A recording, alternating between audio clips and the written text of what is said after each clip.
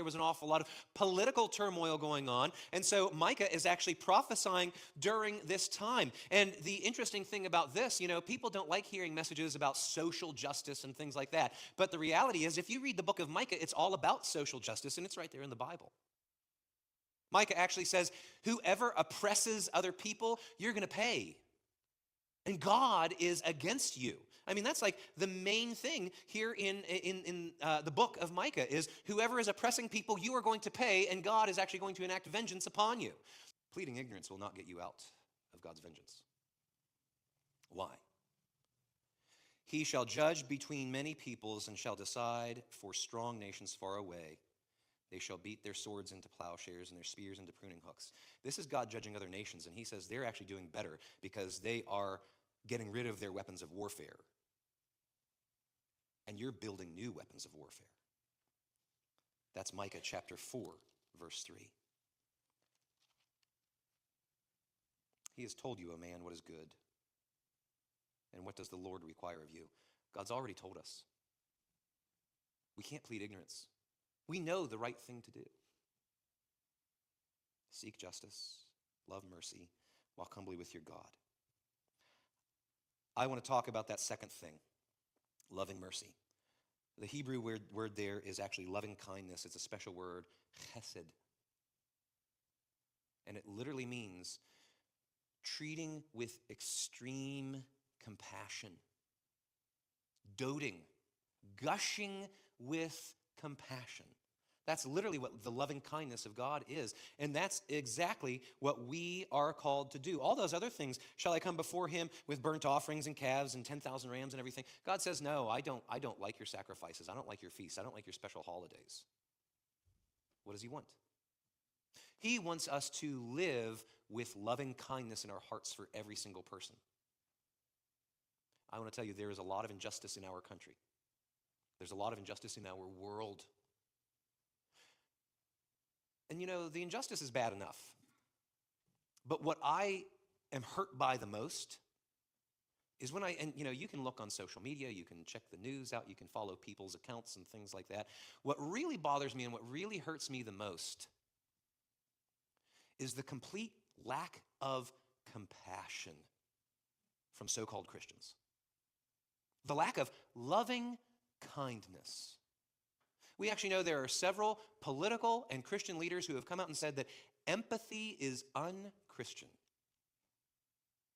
They've said it. Empathy is un-Christian. There's no place for empathy in Christianity. Yet how are we going to be judged? Whether or not we have loving kindness in our hearts.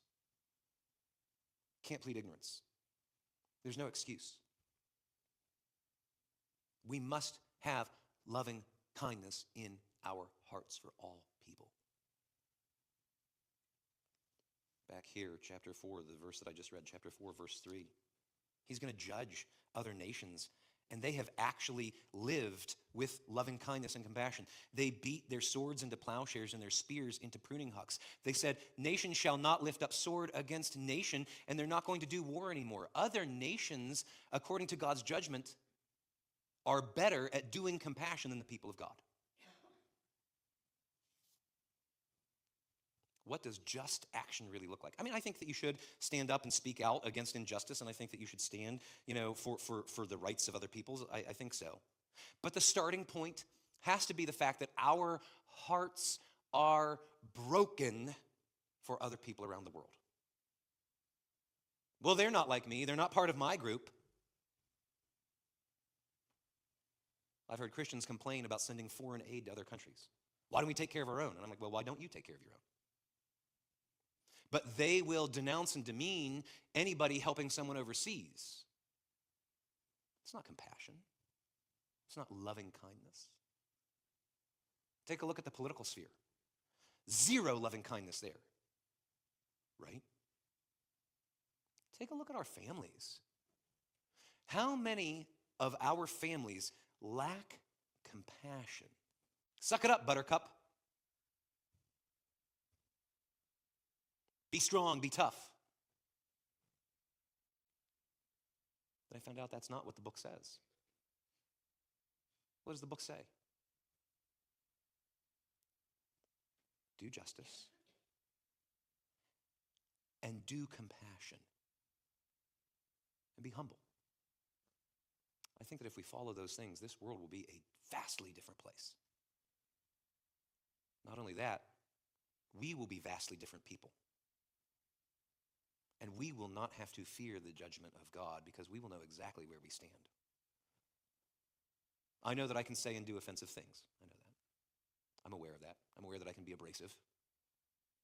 But I want to tell you, my ultimate judge is God.